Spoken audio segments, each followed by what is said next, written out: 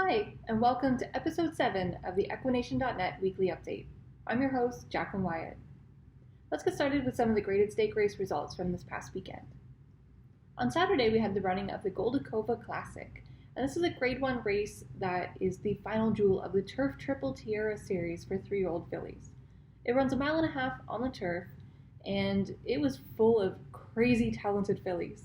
We had 127 ratings for the top 4 finishers, so it was very impressive and a very, very close finish. I was also way off with my picks on this race. Finishing first with the newest highest race rating of 128.74 was Your Ex Lover.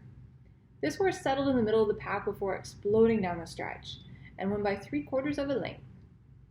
This horse came in with a huge improvement here after being really consistent around the 124 and 125 mark, so big improvement up to 128.74 here.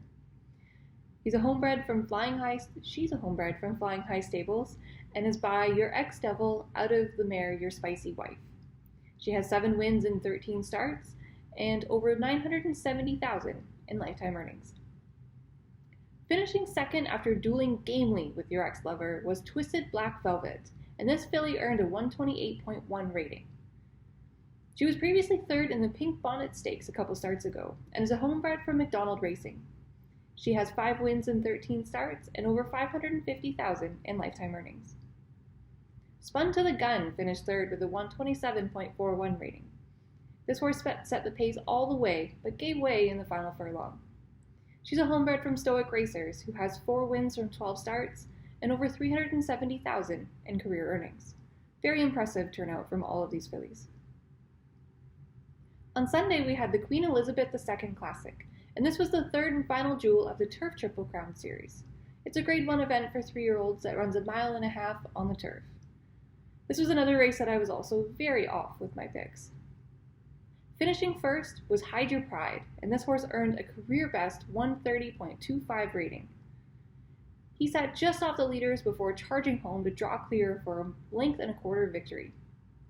This was a really big improvement from this horse, and his last 2 starts have been very impressive. He's a homebred from AMS Racing Stable that's by Taliska Stand Tall out of the mare Nothing to Hide.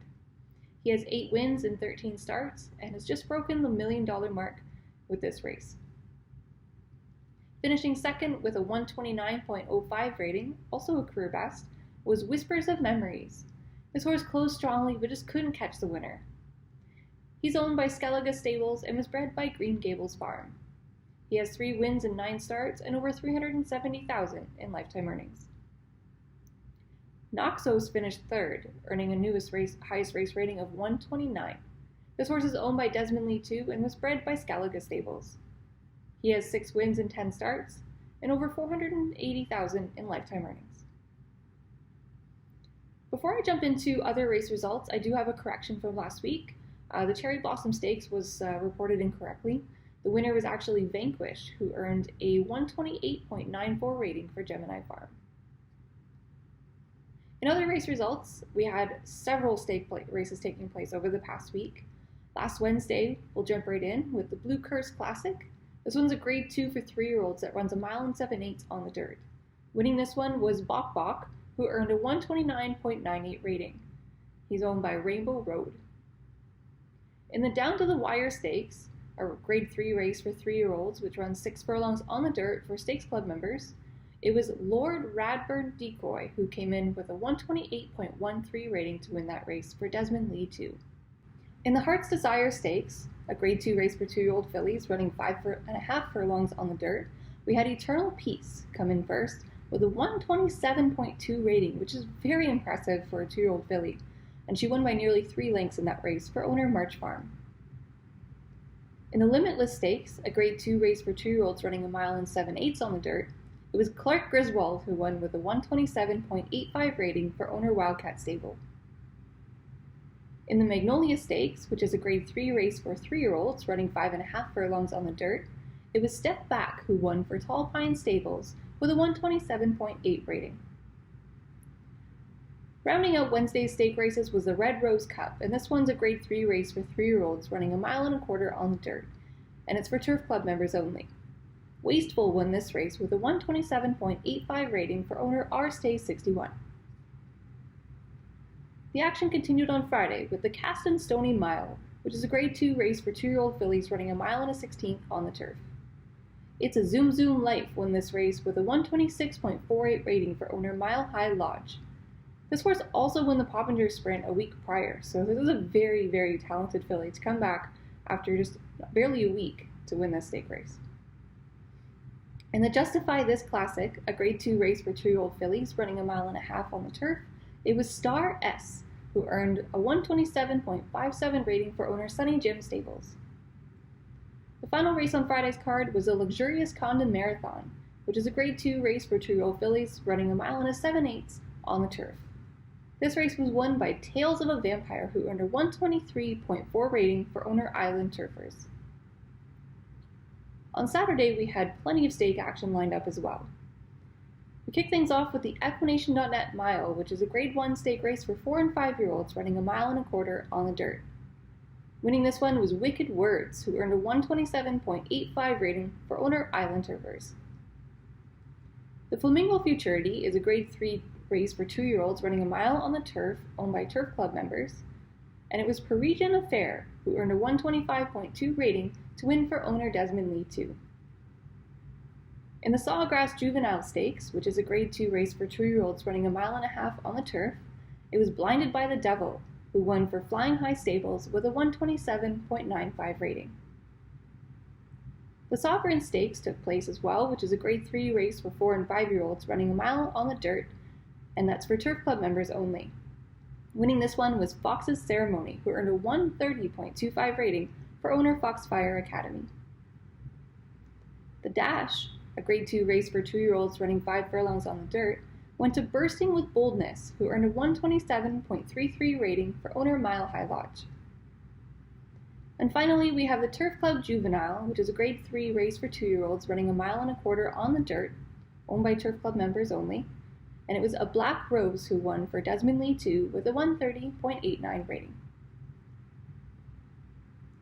We still had plenty of action on Sunday, and we start with the EQ Turf Dash, which was a Grade 1 race for 4 and 5-year-olds running 6 furlongs on the turf. Winning this race was Iron Age, who earned a 131.38 rating for owner XL Stable. And this horse also won the Clever Commander Sprint, prepping for this one as well, so a very great season for this horse.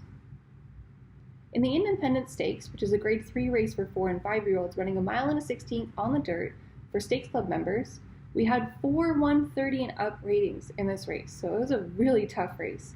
And Hard as Nails lived up to his name, taking this race with a 131.76 rating for owner AAA Horse Stable.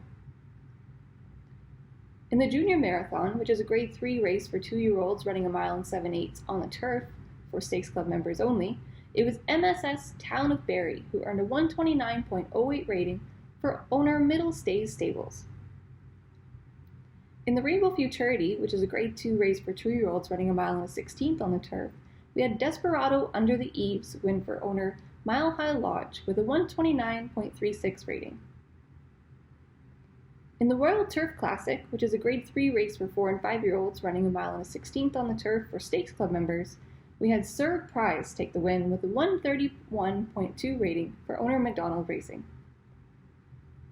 The Skyline Futurity, which is a Grade 3 race for 2-year-olds running a mile and 5/8 on the dirt for Stakes Club members, it was Man After Midnight, who earned a 127.2 rating to win for owner Wildcat Stable. And last but not least, we have the Sycamore Stakes, which took place over a mile and 5/8 on the turf. It's a Grade 3 race for 3-year-olds owned by Turf Club members, and it was Illegal Commander who won that race with a 130.15 rating for owner McDonald Breeding. Congratulations everyone on a fantastic week of exciting graded stake racing action. Coming up, we're going to take a look at the Breeders' Cup and the Breeders' Oaks, which are 2 Grade 1 races for homebred 2-year-olds that are coming up on the weekend. First, we have the Breeders' Cup on Saturday, which is open to 2nd-tier members only and runs a mile and 5/8 on the turf. We're going to have yielding condition in Canada on Saturday for this race, and this is a great race with lots of class coming in already. You don't often see that with 2-year-olds either coming into these races. But we have some top contenders who have some graded wins under their belts already. Blinded by the Devil is one that I really like here. This is a homebred from Flying High Stables that's undefeated in 4 starts. He just won the Sawgrass Juvenile Stakes last time out and is improving each start with a highest race rating of 127.95, which he earned when he won the Sawgrass Juvenile. The question will be for this one is whether or not he's going to bounce off of that last start racing back-to-back, or if he's going to have some time to train before this race. He still looks to be in decent form though, so we should expect a solid effort from this horse here. Hopes for Elegance is another one that I like here, and this one's a homebred from March Farm. This one's also coming off of a graded win, and won the Greensboro Juvenile last time out with a 124.7 highest race rating. This race is a 16th out of his preference, but so is a Greensward, so I don't think that's going to be an issue here. He's prepped really well on the 7th with a solid 4 furlong workout with a 116.28 rating, and it's going to be very tough to beat in this race. MSS Town of Barry is another one that I really like here, and this is a homebred from Middle Stays Stables. This one won the Junior Marathon last time out with a 129.08 highest race rating. This horse really hit a stride in his last 2 races. However, it's unlikely that this horse is going to get to train before this race, but does look to be in decent form if he doesn't pounce. New Spain is another one that I like here. This one doesn't have the graded race experience, but is a homebred from Sapphire Racing that's undefeated in 3 starts. He earned a highest race rating of 128.12 last time out, which is very impressive. The horse may not get the train, and form is a little bit lower than what's ideal to run here, but I think we should still expect a decent run from this horse. On Sunday, we have the Breeders' Oaks, and this race is very similar to the Breeders' Cup, except for it's for 2-year-old fillies, and it's going to run 5 furlongs on the dirt. We're scheduled to have slow going in Canada on Sunday for this race. Waltzing Maria is my top pick for this race. This horse is a homebred from Tron Racing and is undefeated in 4 starts. She earned a highest race rating of 124.8 2 starts ago and followed that right back up with a 124.4 rating last time out. She's very consistent and is prepped well for this race and is going to be the one to catch. North Flinders is another one that I like in this race. This one's a homebred from Damar Morning Stables, and she ran a really solid 3rd in the Heart's Desire Stakes last time out. She earned a highest race rating of 124.42 in that race and has put in a swim since then. She looks to be in decent form heading into this race, and I think we're going to see a really good effort out of her. Chasing the Light is another one that I like, and this one's a homebred from Stoic Racers. She ran 5th behind North Flinders in the Heart's Desire Stakes last time out, and earned a highest race rating of 122.9 while doing so. She has jogged since then, and also looks to be in solid form for this race. We also have 4 graded stake races coming up this Wednesday, along with 5 on Saturday and 3 on Sunday. There will be no technical update this week, as there have been no technical updates of note to share with everyone this week. So I'm going to jump right into events. Last week we had the yearling sale as well as the open breeding sale take place. And in the yearling sale we had the sale topper of Silence the Witness. This yearling sold for 3 EQ credits and was bought by Radham's Ridge. She was sold by Adona Creek Farms, and she's a filly that's by At the Edge of It All out of the mare Wonderful Silence. And she's the first foal out of the mare, so it'll be really interesting to keep an eye on this horse and see how she does.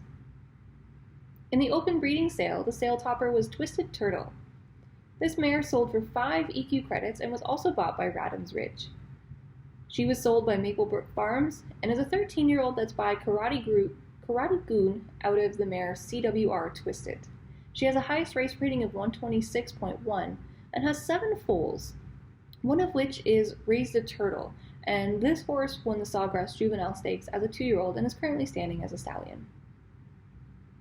This week we have the Elite Racing Sale and the Elite Breeding Sales taking place. Entries are currently open, but they are going to close at 2 a.m. on Wednesday, March 11th, and bidding will open at that time.